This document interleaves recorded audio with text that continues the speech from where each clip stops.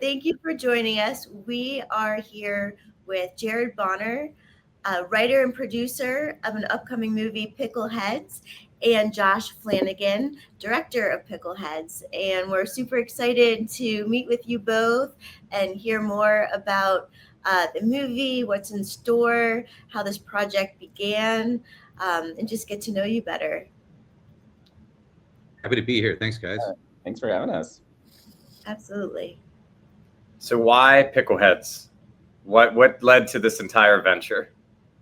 Right. So I ended up finishing a mockumentary called Dance Dads. It's about single dads who use dance as therapy, and this one single father thinks he's going to get his family back by creating an all single dads dance team to enter a dance competition. For some reason, he thinks that, but I gained 30 pounds to play the part in the movie. That's me doing the jump split. That's not Photoshop. I actually did that. Nice. I could not lose the weight after the movie like I used to. And then I here in Austin, I became addicted to pickleball and started playing. And then within 2 months, I lost 30 pounds just playing pickleball like an addict. And I was like, there's something here about the explosion in America with this new sport, pickleball. Like it's cardio that doesn't feel like cardio. It's not like running. I used to be a long distance runner, but I always get like some kind of plantar fasciitis injury and not be able to run that off, like, be like, and then just get fat again. And then I would have to start running and get healthy.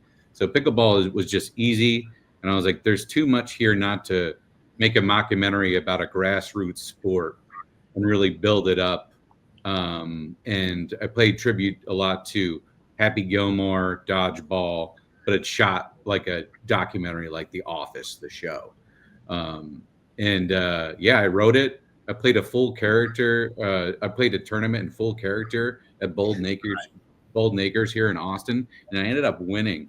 And I was wearing the wig. I had the character like in my head and shot a teaser, got people interested, got some money together, got some really talented producers. We got a director here, Josh, and we got an amazing cast. We have John O'Hurley from Seinfeld and Harvey Guillen from What We Do in the Shadows, Adrian Plicky from John Wick, Christine Froseth from Buccaneers and Sharpstick, Pej Vedat from The Old Man, Ryan Cooper from tons of other films. But we just got an amazing cast. Everybody is so happy to make a comedy movie. And I was like, let's make a comedy like the late 90s, early 2000s comedies like we really miss. Like, I feel like we're at a spot in the country where we're all kind of tired of these comedians that are 60, 50 playing the parts that they did 25 years ago. And we're supposed to laugh at the same joke. Unlike music, I feel comedy rots a little bit more. So we want to start a new wave here and bring the comedies of old back, but right now with a new voice. It just was a dream come true, and we put it all together. Now we're premiering at Awesome Film Festival in October 24th at 8:30, State Theater, downtown Austin. That's awesome. That's an incredible story and an incredible reason to make a movie. And I love that just the weight loss journey poked and prodded to go full in on this endeavor. That's fantastic. And to get the cast that you did is amazing. That's quite the lineup. Yeah, I can't wait to see it. So how can viewers follow the movie and then see it? I see you have a hashtag name. Yeah, I actually put the hashtag. My name is Jared, not Pickleheads Movie, but at Pickleheads Movie on Instagram.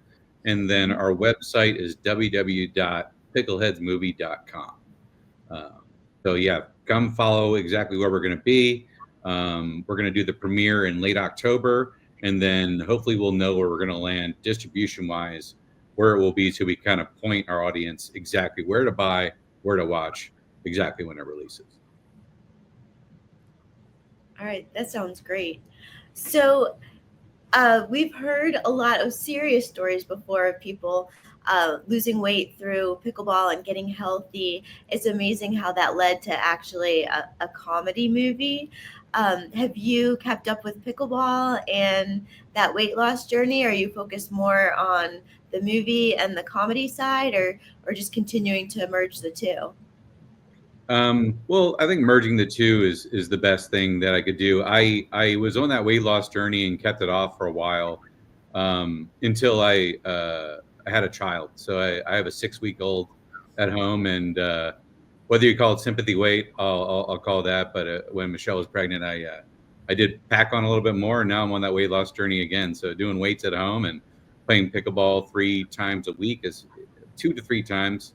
I play a 4 or 5 level, but still play tournaments when I can. And in Austin, there's always a game and always getting text, even though I can't make it. Play at Lifetime South, play at Tim Klitsch's Austin Pickle Ranch, where we shot the final tournament in the movie Pickleheads. So wherever there's a game, I'll play if I can, and the wife and Clark will let me get out of the house for a little bit. So, yeah. That's awesome. Josh, do you play, or was pickleball a new topic for you when you joined the project of Pickleheads? I played having no idea what the rules were. So we would just go out and hit the ball back and forth, and I didn't know anything about kitchens or anything about dinking. None of these terms meant anything to me before this movie. You are really dumb names, so it's okay. Yeah, like Jared kept talking about Sesame Street characters. He's like Bert and Ernie. I'm like, what's wrong with you? That's right. No, you know what's funny though is like with a lot of movies or TV, you can fudge the rules a bit in terms of how you present a sport or a a situation. You can do it whatever's kind of best for the story or the comedy or whatever, and so you end up doing things where like the kind of inside knowledge audience goes, well, that's not right. I'm ex-military, so anytime I watch a military movie, I'm like, oh, that's not how a formation works, or whatever. But with this, Jared was very adamant. He's like, we have to get the rules right. Like, we can't bend the pickleball rules because the pickleball audience is going to watch this and it's going to pull them out of the movie every time. So as zany as the comedy gets in the movie from time to time, we were always very adamant. Like, no, it has to, like, he can't be in the kitchen before the serve and all these things. So, I got schooled pretty well, I think. And now I play by the rules. So nice. Very good. I know exactly what you're talking about with sometimes when there's a clothing ad for a pickleball attire, they'll have the model with her pickleball paddle hitting like a tennis serve. It's like, no, this is a pickleball paddle. Right out the gate, I'm like, I will not buy anything from that brand now. Like, no research has been done. They don't care, Well, then this movie is for you. Yeah, definitely. Kind of. I mean, that's like a key element to pickleball, right? Like, everybody that plays pickleball is absolutely obsessed with it.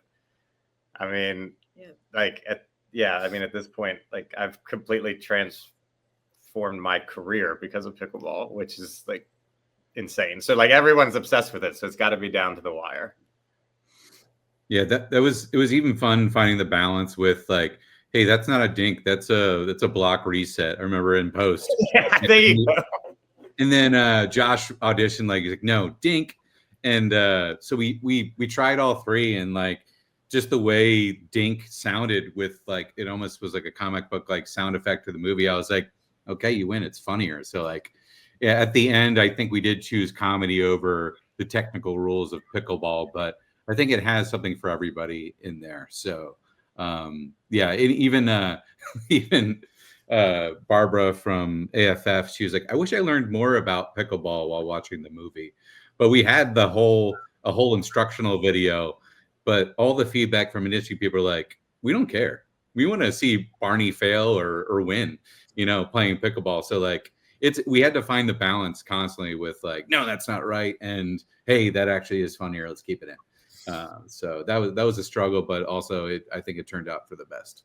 Yeah. Well, we didn't change it. We just took it out. So it's like, instead there was like a, if you've seen like Dodgeball, they like, you know, 'cause there's this whole kind of flashback, almost like VHS of like how to play dodgeball. Like, here's the rule. So we had something very similar for the broader non-pickleball audience. And we ended up cutting it down significantly, going, well, it starts to slow here. So there's moments like that, but nothing where we, totally lie.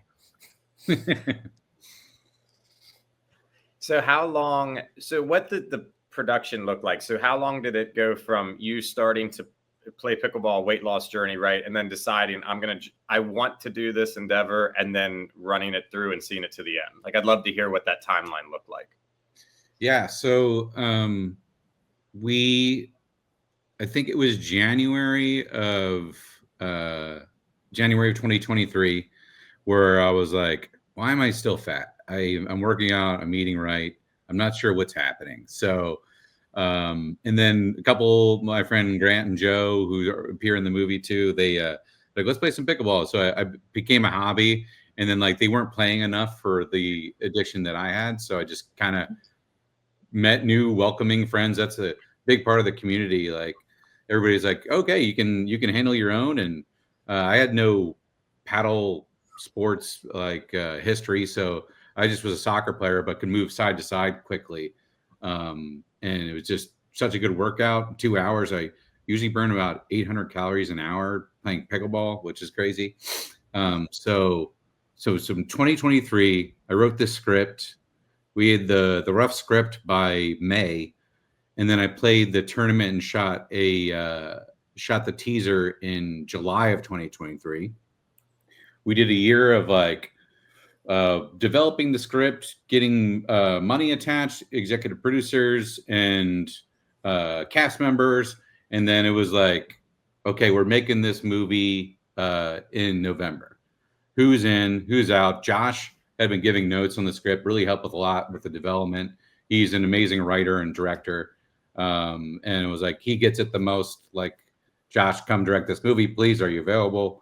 And just absolutely got the concept and the picture that we had. And it was, and then what was it, November 4th to the 22nd or something like that, right before Thanksgiving. So I think it was November 4th to November 22nd. We had 2-day weekends, but shot it in 12 days for the initial capture. So I guess a year and a couple months from concept to shooting through production. Wow. And then we did pickups at the Tennis Channel and PBTV with Matt Manassi and John O'Hurley in January, which we also had to pause because the fires out there initially. And then shot that in late January of 2025. And then been doing post since then, and delivering the movie today. Actually, this is when we're recording this, is October 7th, delivering to our DCP and 5.1 sound to Austin Film Festival. So it's been a journey, but could not be happier. From shooting a movie and premiering it within a year has always been a goal of mine, and we really hit it on the money here. It's been quite a push. Josh will tell you his experience, but it's been a lot of hours, unpaid sweat, tears, and passion into making this comedy. So we're excited for now the audience, and we're going to sit back and just watch them enjoy it. So yeah. If you wonder why I have bags under my eyes, it's because we're delivering the movie today, so it's been quite a push. Yeah, I was going to ask. So, what does the unpaid sweat, tears, all those hours look like for you, Josh? How does it feel now that you're getting to that point of really seeing this come to life? I mean, I'm really, really happy with the movie. I think it's really funny. That was something I liked, from the beginning when Jared talked to me about doing the film, was that there really is kind of a purity of mission about making like a comedy. Like, it is a pure comedy, like front to back. And it's also like, it has a really nice, it's not cynical. It's not like, there's a little bit of raunchiness to it, but it's not like, like you can easily see like the R-rated, everyone's a jerk version of this movie, but there's sort of almost a whimsy to it. Like, there's a fun and a good-heartedness and a good story about family underneath all the yucks. And so yeah, no, it's I'm really happy with how it came out. But yeah, no, it's been quite a push. I've seen the movie at this point. I watched it again last night. I've probably seen this movie, 50 times at this point. Watched it so many times. But it's really, every time we've seen it get just better and better. And yeah, I don't know. I'm not out of the gauntlet yet. Ask me tomorrow. Once we get that like AFF, we've received it, we've QC'd it, and it's good. Like, it's going to be hard to relax. I remember when we did the final sound mix, I got home and my wife was like, should we celebrate? Should I get a nice bottle of whiskey or wine? I was like, do not pour a nice thing into a cup. We're not out of it. So she didn't know really how to react and whether I was happy or not. I was like, I'm extremely happy. The watch down on Friday, Josh, I was like, we got a movie here, like, absolutely. And I'll tell you that, like, it's just really impressive to see Josh work with the notes with all the different aspects of, like, color, sound, and even just the cut in general, like the meticulous notes that are just it's just great to have that many notes and time coded and see the professionals and that we get in for sound design or color and get exactly what he wants and how well it's worked so far. And I can't wait for everybody to see it.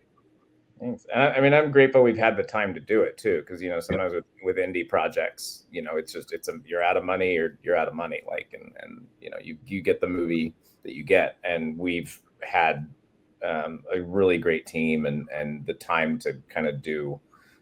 Especially the shoot was awesome as well, but we've had the time to do post right, and so I think we really were able to find the best version of the movie. So yeah, I'm really excited for people to see it. That's awesome. Yeah, not equating what you guys are doing to what we're doing at all, but I don't really think people understand like how time consuming and how much money, even just like a small podcast like what we're doing with very small production, very bare bones. It takes so much time and so much money, so many resources, and then all of a sudden you're scaling it up to an entire film. I mean, it's amazing to hear that you guys, were able to do this without hitting a lot of those barriers that I'm sure a ton of people run into whenever they try to do a project this large. So that's all awesome to hear. And it's awesome to see that this project not just came to life, but it came to life. Yeah, no, I think for me, so much of that is just building the right team. I mean, we really have a fantastic team. We have a great editorial team. It was a great, Jared already talked about. I mean, it was a great shoot too. Like I think every day but one, we got way ahead of schedule, which never happens on movies. And I mean, literally, like every day we were probably at least 2 to 3 hours ahead on a 12-hour day. And so what we would do to fill those gaps is we would just create new scenes like on the fly. Like we would just go, all right, let's go film a bunch of flashback footage with him and his mom. We have she's actresses here. Let's just do that. And a lot of that made the film. Like usually it's small bites or maybe kind of montage stuff, but like the production went so well that I'd be shocked if there were many other productions where they could say, yeah, we were ahead of schedule literally every single day. So. For indie budgets, it's really hard to get a good AD, which is assistant director, who schedules everything weeks in advance and is trying to make the day with how many. I think we had 12 shoot days, which is nothing. And to make our days, Drew Saplin just worked very well with Josh. Josh and him worked at Rooster Teeth back in the day in Austin, and was just such a delight. He even did a split unit for the home video footage, and it was like as soon as we were done getting what we needed, it's like, what else can we do to glue the movie? It's like finding the glue of what can we cut to make the audience feel more through the journey of the hero, and just it was just an absolute blast. It's like getting a master's in problem solving. Like, okay, this is fixed. Now what else can we help the movie? Josh came with like a million alts for every line, like every day. And I remember him working with Pej with the new Japanese, getting him to do that. Pej is such a calming anchor and force to the movie, and seeing him work with Josh and Josh giving him all alt lines in Japanese, which was the most fun to watch, and their relationship built throughout the filming of it. So for context, there's this character who's played by Pej Vedat, went to Japan at some point and like learned Japanese, and so every once in a while he'll just throw out a Japanese line, and Pej was very adamant. He was like, I want this to be like correct Japanese. And if you like, Japanese is a very tricky language. There's all sorts of like formalities of like, you know, whether the person you're speaking to is in a higher position of respect and whether it's a girl, just very, very complex. So I had my friend Toro, who's Japanese, help me do the lines. And we would like, if Pej wasn't on camera, he was always off screen, like learning verbatim the Japanese lines. And I would record the pronunciation and he would just listen to my pronunciation over and over until he got it right. And then sometimes I would just feed him the line just off camera. It was a whole process for like the smallest joke that takes up the least amount of screen time, but a lot of work. So when you see it go, you can you'll know a lot of work went into that Japanese. That's amazing. How much of your team had worked together on previous projects, and how much of it was brand new synergies being created? Josh, I'll let you speak to how many people worked at Rooster Teeth or you worked with in Austin before, and I mean, yeah, I'll let you take it, and then I'll tell everybody that I worked with before too. Sure. Yeah, I mean, this is the first time Jared and I have worked together, and even kind of in the notes process, like there's another producer who also plays Angus in the film, Ryan Cooper, which is how I got kind of connected. And so I didn't actually meet Jared until about a month before production. Like, it was pretty close. Yeah.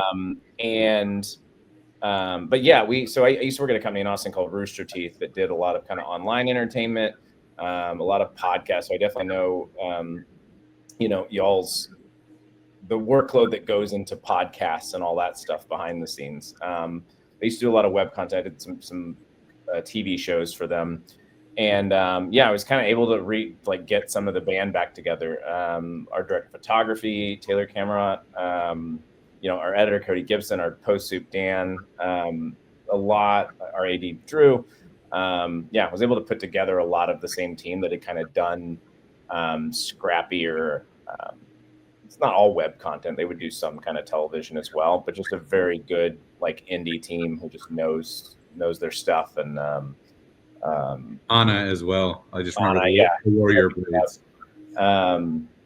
Just a really, really great team that just like is kind of Jared's like just it's sort of the ultimate in creative problem solving, and these people are the best. So I just remember you, Anna was did the makeup and hair for the film, and I remember Josh is like they have like a brother-sister relationship, which is hilarious to witness and be around. Like, I remember Anna was making braids for one of the characters, and Josh goes like, "How come she gets warrior braids?" And then like you see Josh in the next scene directing with warrior braids. I gotta do my hair. Yeah, it was. Sometimes I get Leia buns. It's cool. Yeah. It was an absolute blast on set, and to see the reunion as well as tell a new story together. Like, Austin still, it's like it's not the biggest film town. It's a lot of TV and commercial work. So a lot of the work, the crew that we got was like doing these commercials that just didn't really have a story and passion behind it. And like the Jerry Bland, the production designer and art director, Liz Tyson, they just like had such a blast creating and seeing their work. I'm just looking forward to see the whole crew witness the movie and to see the work to tell a full story beginning to end, and then get it out there, and it'll be out there forever, So, That's and then amazing. I think I worked with Eric Nelson on the Western that will be coming out in November called Cottonmouth. Ron Perlman, Esai Morales, and a bunch of 1883 actors. That's where Eric came in. He played my favorite part that I wrote in the movie Cottonmouth. So that'll be coming out. That's definitely not a comedy, but it is comedic at parts. It's more of a Western thriller. And then I met him and met a couple of producers from there, and was like, "Hey, I'm doing this pickleball movie." And Eric had a pickleball court in his backyard, and I was like, "Are you good?" Because if Hawk, the bad guy, couldn't play pickleball with me, it would be not only would it not look that great, it would be hard to make our day if he didn't know how to play pickleball. So that really helped having Eric on set for me mentally and just time wise. You know, it's like if the ball wasn't getting hit back and forth, we just have to reset a million times, which was already it was difficult at times, but having Eric there really helped. You know, we definitely cheated some people's gameplay skills, though. There are people in this movie who are not good at pickleball. I would say can barely play, and so there's definitely some movie magic. It's like what's that Challengers movie with Zendaya? You know, supposedly she's terrible at tennis, but they made it work. So we got a couple Zendayas in this movie as well. That's awesome. Yeah. Oh, go ahead. Oh, sorry. We just had a couple of actors and actresses that have been working so much on TV, and to get them and not comedies at all. So like when they were able to kind of come step on our set and have the freedom of a mockumentary, which we'll get what we have down on paper, but if it's not working, we'll do like a full improv take and it'll be very free, and a lot of the actors just it creates a different kind of listening on set, from crew to the director and the actors that are in the scene, and it just kind of creates more of a liveliness on set, have that improv involved. So a lot of the actors they usually have to kind of step into the light, deliver a line, not move their face, and then they go into their awesome trailers. And so it was cool to see a bunch of the actors that are working so much to have a more free experience, and hopefully we can kind of continue to create that and make more of these. So that's awesome. So what does obviously you're not thinking about this right now, you're just trying, you're still in the final stages, so the stress level's still there. But if you were to think, what comes next for both of you? Like, has this sparked any new ideas? I don't want to, make you give anything away, but is there anything like on the horizon that you really have your eyes set on now that you are finishing this movie? Josh, you want to go first, or do you want me? Sure, I'll go. Well, I mean, I will say, in this, I'm always working on stuff and different projects, in the works. But with this, something specific to sort of Jared and I, we haven't figured out what the next thing would be, but we created such a great template for production in Austin, especially relating to mockumentaries, and he's obviously done dance stats before. So I think we're in the midst of figuring out how we could basically replicate this again, maybe on a consistent basis, yearly or something, where we could just kind of make like the machine's there. So we just got to figure out what the next one would be. Do you want to talk about you and Zach's competition? That's what I thought you might bring up.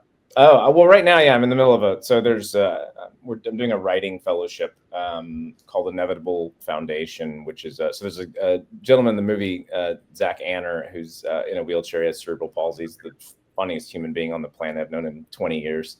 But he and I have been writing partners the last few years. And so he and I are doing a writing fellowship for Inevitable Foundation, which is kind of like a mid-career writing program that promotes writers with disabilities. I'm a combat vet. I have diabetes. I'm slowly collecting all the disabilities over my lifetime.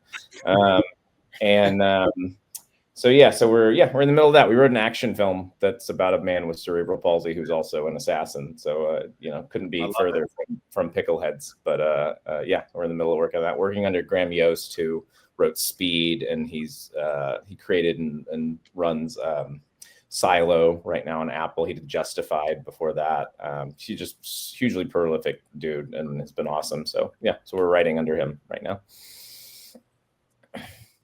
Yeah, and then even just bringing Zach onto the film, that was kind of a last minute thing. We had somebody drop out, but it was the perfect timing and marriage to bring Zach on. And seeing Zach and Josh work together, it ended up causing when Zach would do his talking heads, which is like the interview portion for his character, Michael C. Jordan, everybody would crowd around and listen to the riffs because Zach is a great writer, like an amazing writer, and his emphasis on certain words and execution is like unmatched. So everybody would kind of crowd around, watch his interviews because he would just riff, and it was such a blast to kind of bring him on and also see Zach and Josh work on set together. So when they won this fellowship, I was like, oh man, that is incredible. They had the speed writer helping them out. That's like, I was like, whoa, okay, here we go. I want to see that movie. And then for me, I think what we do in the shadows kind of created a formula which I'd like to replicate. I think Dance Dads could be a series. I think Pickleheads could be a series with some rewrites. And but like I think with Mockumentary you can keep budgets a little bit down, which I think the industry is looking for. And with Pickleball, I think there's going to be just nonstop like ammunition to write about and do current events about. So like as it goes more pro, we might get an Olympics. I think there's so many parts of the journey that Marnie can take. And with the tennis players, like all the conflicts of the film were actual articles that I read, like the turf wars between tennis and pickleball. There's a huge battle over concrete in the middle of the film, which is like just I wanted to do since I thought about the project. So that there's a hunger strike, which I read an article. This couple in Canada went on a hunger strike to stop the sound of pickleball near their condos. And then I had one of my buddies, Hari, in LA. He's actually the person that goes and records the sound in neighborhoods of where they can build new condominiums to see the distance they need to be away from the pickleball courts and see how loud it is decibel wise. I was like, so like all of this kind of made it into the movie. I feel like we can even elaborate it more in a series, like, 10 episode season with Larks and lead into the next. So that would be the next Pickleheads that I want to do. We just need the big producers to come at us with some budget, and we'll make it right here in Austin and get the band back together. Well, if you ever need extras, Sarah and I are volunteering immediately. We would love to add that to our pickleball resume.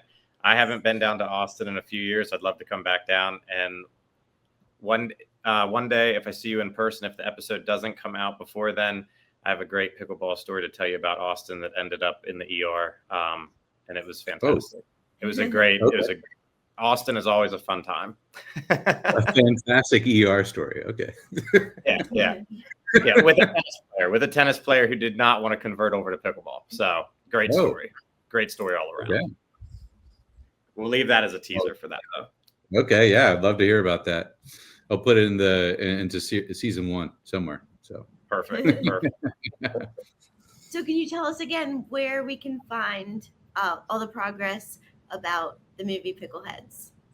Yeah. At Pickleheads Movie on IG and www.pickleheadsmovie.com is the website. We'll have some press kits and some stuff about the cast, the crew, and where to find the movie and where it will be in a city near you, hopefully. So that's exciting. Yeah.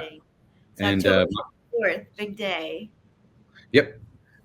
Friday, October 24th is when we premiere, 8:30 at the State Theater in downtown Austin. And then our second screening at the festival is Wednesday, October 29th at 6:30 p.m. at Galaxy Theater 6. That's awesome. Well, we're super stoked for you guys. This is really, we are super excited to talk to you guys like right out the gate. We're really excited to be able to see the film at a certain point. Would love to have you guys come through up in this area if you're able to. That would be fantastic. And we're just really excited to see what happens with this and to see a comedy about pickleball. That's really cool. Yeah, I can't wait. Absolutely. Thank you guys for having us, and get your popcorn ready. This one's going to be great.